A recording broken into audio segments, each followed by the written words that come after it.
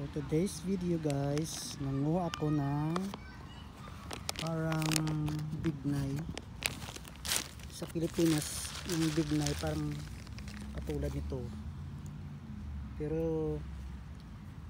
iba yung flavor kasi nito.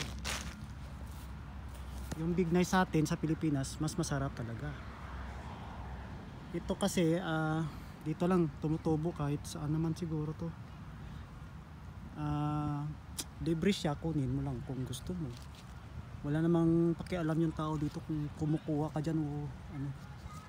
Pero masarap din siya. Kaya ginawa ko ngayon, namitas ako kasi libre naman.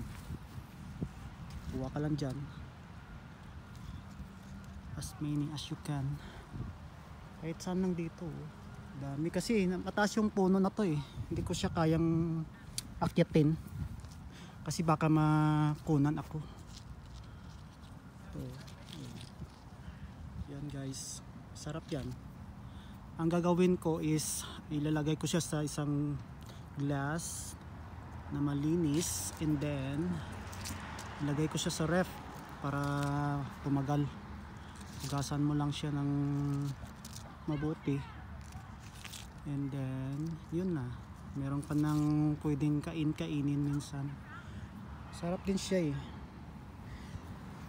May plano kong gawin dito eh. Pakita ko sa inyo next time. Okay? Thank you for watching. Here in Canada with love.